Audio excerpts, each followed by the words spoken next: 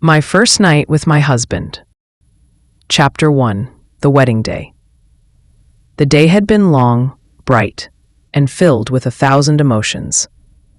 I had woken before dawn, the sky still wrapped in a velvet darkness that made everything feel surreal. My mother sat beside me as I had my hair done, her hands resting softly on mine. She didn't say much. She didn't have to. Her silence held all the love and worry that words could never contain. The wedding hall was decked with golden drapes and thousands of flowers. Everyone kept telling me how beautiful I looked. I smiled, nodding politely, my heart hammering in my chest. He had arrived. My husband, Rohan, the man I had met only twice before the engagement, though our families had known each other for years. Rohan looked calm, almost serene. He greeted my father with the respectful warmth that made everyone admire him. But when our eyes met for the first time that morning, I felt a flicker of uncertainty. Who was he, really? What did he expect of me? And what would tonight bring? Hours passed in a haze of rituals, music, and laughter. I changed into a crimson silk sari, heavy with embroidery. Rohan wore a cream-colored sherwani that matched the colors of the stage. When the priest tied the sacred knot between us, everyone cheered. We circled the fire 7 times, reciting vows I could barely comprehend over the rush of my heartbeat. By the time we left the hall, I was exhausted. But it was not the tiredness of the body. It was the weight of all that had changed in a single day. Chapter 2. The Journey to a New Home. My sisters and cousins followed me out, sobbing as the time for farewell arrived. My mother hugged me tightly. For a moment, I didn't want to let go. In her embrace, I was still a child, still someone safe in her world. But time moved forward, whether I was ready or not. Rohan's family led me to the decorated car waiting outside. He helped me in, his hand lightly touching mine. We both pretended not to notice the contact. As we pulled away, I watched my family disappear in the rearview mirror, their figures growing smaller, finally swallowed by the darkening road. Inside the car, there was an uneasy quiet. Rohan cleared his throat. "You must be tired," he said gently. "Yes," I whispered.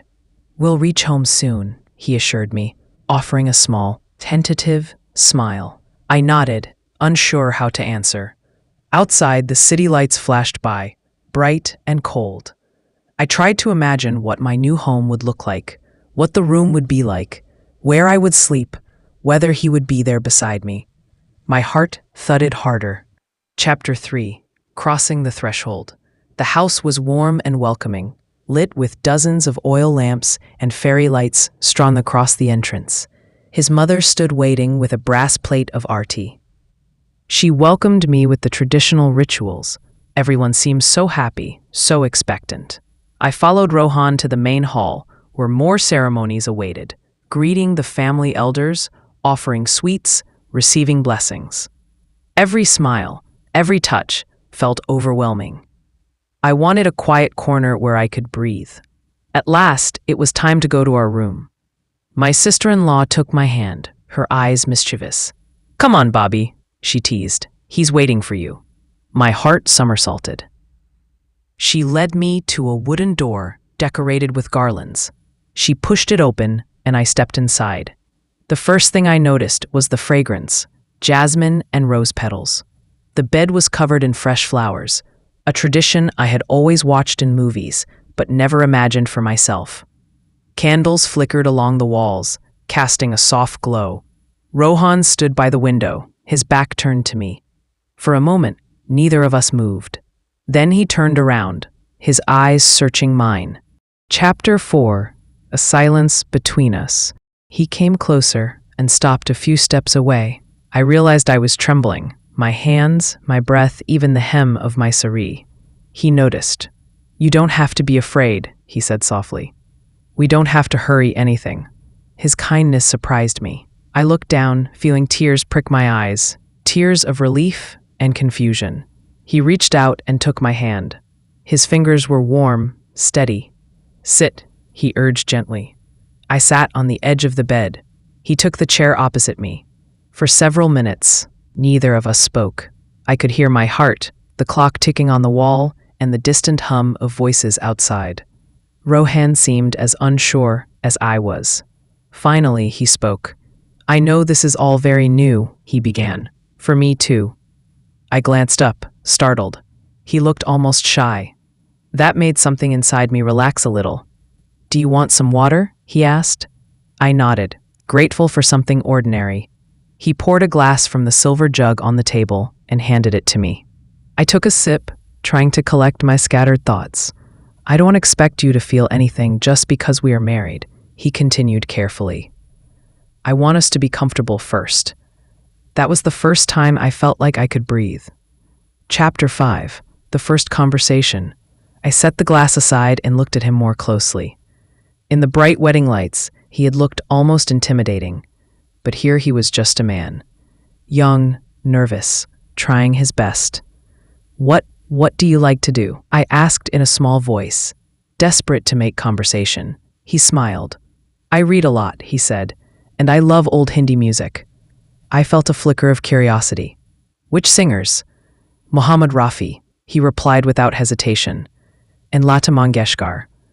My mother listens to them all the time, I said. His smile widened. Then maybe you'll sing for me someday. I blushed and looked away. We talked for an hour about our families, our childhood, our studies.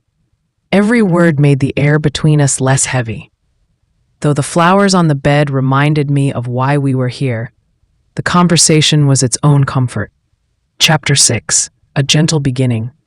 At last, the conversation faded into another silence. Rohan shifted slightly, his expression thoughtful. If you want, I can sleep on the sofa, he said. Or I can stay here. Only if you are comfortable. I didn't know what to say. Part of me longed for him to stay, this kind, soft-spoken stranger who was now my husband. Another part of me was still afraid. I swallowed and whispered, I don't mind if you stay. His relief was visible. He nodded, then moved to sit beside me on the edge of the bed. Slowly, he reached for my hand again. This time, I didn't pull away. His touch was warm, careful. He rested his palm over mine, as if silently promising he would never hurt me. Are you sure? He asked. I met his eyes and nodded. He leaned in and pressed a soft kiss to my forehead. My breath caught in my throat. It was the simplest gesture, yet it felt like the beginning of something precious. We lay down, side by side, fully clothed. He didn't try to rush or claim me. Instead, he held my hand until sleep finally found us both. That was how our first night truly began. Not with passion, but with kindness. Chapter 7, the morning after. When I opened my eyes, the first thing I noticed was the weight of his hand still over mine. The morning light was soft, peeking through the curtains. For a moment, I lay still, listening to his steady breathing. Memories of the night returned. Our hesitant conversation, his reassuring presence, the gentle kiss on my forehead. My fear had not disappeared completely, but it had softened into something less sharp. I turned my head slightly to look at him. Rohan was awake, watching me with a quiet smile. Good morning, he said. Good morning, I whisper. He sat up and stretched, glancing around the room as though seeing it properly for the first time. The flowers had started to wilt a little. Their perfume still hung in the air, mingling with the cool breeze from the window. Did you sleep well? He asked. Yes, I said, surprising myself with the honesty of it. He nodded, looking relieved. There was something endearing in how careful he was being, as though he was afraid any sudden move might scare me. I'll ask them to bring breakfast, he offered, rising from the bed. I watched him cross the room, wondering what it would be like to spend every day beside this man, who was a stranger and yet somehow already felt familiar. Chapter 8, The Whisper of Trust. The next few days passed in a gentle rhythm. I met relatives, learned the corners of my new home, and tried to remember everyone's names. Rohan never pressed me to be more open than I was ready to be. Each evening, he returned from work and sat with me, asking about my day. At night, he would lie beside me, never crossing the invisible line of my comfort. Some nights we talked, other nights we simply listened to the ticking clock, the quiet hush of the neighborhood settling into sleep. One evening, as I was folding my sari, he came in and sat on the edge of the bed. "You're very quiet these days," he said softly. I hesitated, my hands trembling over the fabric. "I don't know what to say sometimes." "That's all right," he assured me. "You don't have to say anything." "But I want to," I whispered. "I want to feel close." His expression softened, and he reached for my hand. "Then let's take our time. There is no rule that says it all has to happen at once." For the first time, I felt my fear loosen its hold. He was right. There was no need to hurry. Love did not arrive like lightning. Sometimes it grew slowly, unfolding one day at a time. Chapter 9. The First Touch. It was the fifth night when something shifted between us. We had been talking about small things, his first job, my school memories. I was laughing at something he said when he reached up and brushed my hair behind my ear. The touch sent a shiver down my spine. His fingers lingered, and our eyes locked. The laughter faded, replaced by a quiet anticipation. "May I?" he asked, his voice low. I didn't trust myself to speak, so I nodded. My heart thundered in my chest. Slowly, carefully, he cupped my cheek in his palm. The warmth of it steadied me. He leaned forward, and I closed my eyes. When his lips touched mine, it was soft, hesitant, a question as much as a kiss. I answered by placing my hand over his heart, feeling its rhythm match my own. It was a simple kiss, but it changed everything. The wall of uncertainty between us cracked, letting something tender and real flow through. Chapter 10. The Flower Garland. The next morning, I found a garland of fresh jasmine on my dressing table. A small note rested beside it in Rohan's handwriting. "For your hair. I thought you'd like it." My heart warmed at the thoughtfulness. I pinned the flowers into my braid before going down to breakfast. When he saw me, his eyes lit up. "You look lovely," he murmured. I blushed, unable to hold his gaze. But inside, something bloomed, a fragile sense of belonging. His mother watched us with a knowing smile. She said nothing, but I could tell she was pleased to see the slow, delicate closeness that was forming between us. Chapter 11. The Night of Rain. One evening, it rained heavily. The power went out, plunging the house into a soft darkness broken only by candlelight. I sat on the bed, listening to the rain drumming the roof. Rohan came in with a candle in his hand. He placed it on the table and sat beside me. For a long moment, neither of us spoke. "Are you afraid?" he asked finally. "Of the dark?" I smiled faintly. "No." He nodded, looking relieved. He glanced at me, his eyes searching mine for permission before he took my hand in both of his. His palms were warm and steady. "Sometimes I'm afraid," he confessed. "Afraid that I won't know how to make you happy." His honesty disarmed me. I turned my hand so our fingers wove together. "You already have," I whispered.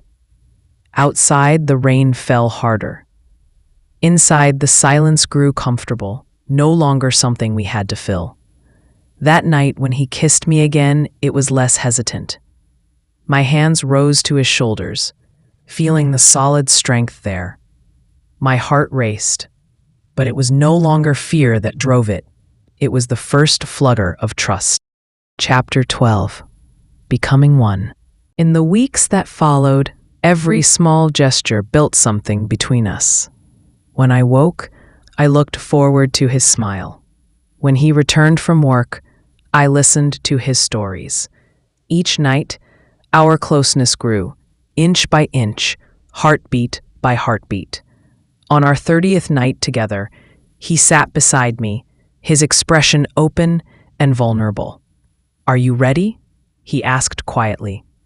I felt the heat rise in my cheeks.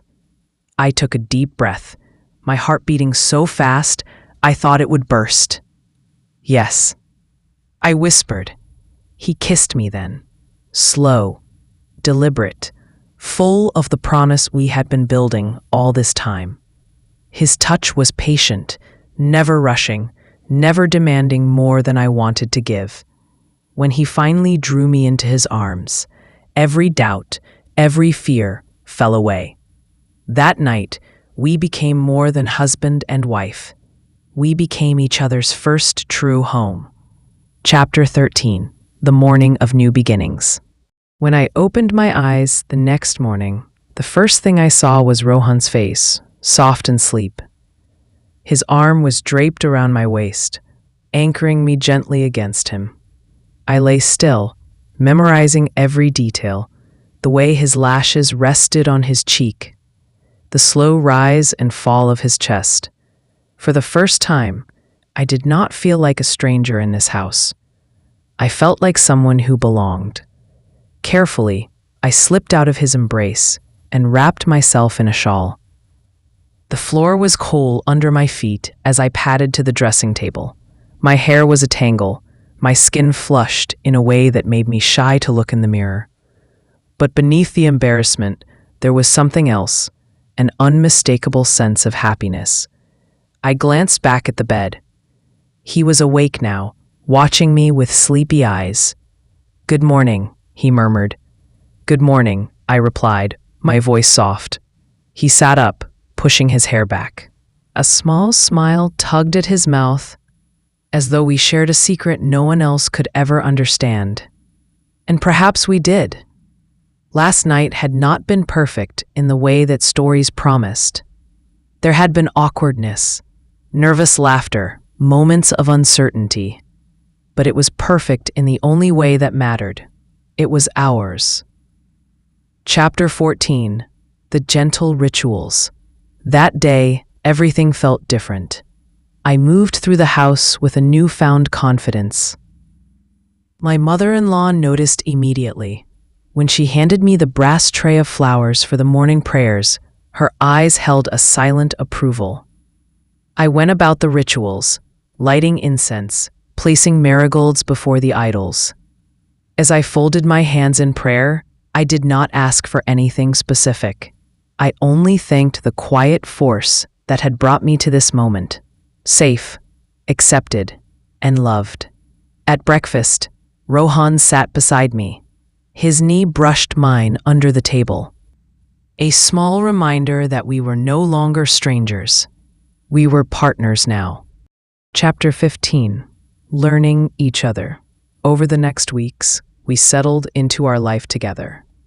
We discovered each other's quirks, how he liked his tea strong, how I hummed to myself when I cooked, how he could never remember where he left his keys. Some nights, we talked for hours. Other nights, we simply held each other, the comfort of touch saying more than any words could. He began to share the details of his work, the stress he carried on his shoulders, the dreams he still held close. I told him about my fears, of not being enough, of failing to be the wife he deserved. Each confession was met with the same quiet understanding. It amazed me how natural it became to lean into each other's lives. The man who had once been a stranger became my friend, my confidant, my husband in every sense of the word. Chapter 16. The Festival Night. One evening during a festival, our home was filled with guests. The women wore bright saris, the men crisp kurtas. The house rang with laughter and music. All evening, I was busy helping with the arrangements, making sure the sweets were warm and the lamps stayed lit. Late into the night, when the last guests had finally left, I found Rohan standing on the terrace, looking up at the stars. I stepped beside him, drawing my shawl tighter against the cool breeze. You must be tired, he said, his voice gentle. I am, I admitted, but happy. He turned to face me, his expression thoughtful. I was just thinking, how much has changed? It has, I agreed. He brushed his knuckles along my cheek. I don't know when I started needing you like this, he said softly, as though you've always been here. The words filled me with a warmth that glowed deep inside. I reached for his hand. Me too, I whispered. Beneath the sky thick with stars, he kissed me. It was a kiss without urgency, without fear, a promise and a celebration. Chapter 17. The Promise of Tomorrow. Some months later, I returned to my parents' home for a short visit. My mother hugged me for a long time, searching my face with worried eyes. You look different, she said finally. How? I asked. Happier, she said, her voice soft. I smiled. I am. It was true. The shy girl who had left this house months ago was gone. In her place was a woman learning to trust her heart. When it was time to leave, my mother cupped my face in her hands. May your marriage always be like this, she said, gentle, full of understanding. As I rode back with Rohan, I held her blessing close. I knew we would have disagreements, misunderstandings, and days when nothing felt easy. But if our first night had taught me anything, it was that love could begin quietly, like a seed taking root in the dark, and grow into something stronger than either of us alone. Chapter 18. A Night Like Any Other. That evening, we sat together on the balcony, sipping tea. The world beyond was busy, but in our little corner, everything was still. Rohan reached for my hand, interlacing our fingers. It struck me how natural this had become, how right. Remember our first night? He asked suddenly. I laughed. How could I forget? You were so scared, he teased gently. And you were so awkward, I countered. He grinned. True, but you were patient, I said, sobering. And that made all the difference. He lifted my hand to his lips and kissed my knuckles. You made me patient, he murmured. That night, as we lay in each other's arms, it no longer felt like something fragile or uncertain. It felt like home, the place we had built together, one quiet moment at a time. Epilogue. The first night remembered. Years later, when people asked me about my wedding night, they expected stories of grand gestures or instant passion. But my memory was simpler and infinitely more precious. It was a night of careful questions and hesitant touches, of two people crossing the distance between them with patience and trust. It was the night I learned love didn't always arrive like a storm. Sometimes it came softly, a promise whispered in the dark, a hand held without expectation, a kiss pressed to a trembling forehead. And that was enough, more than enough, because it was the beginning of everything.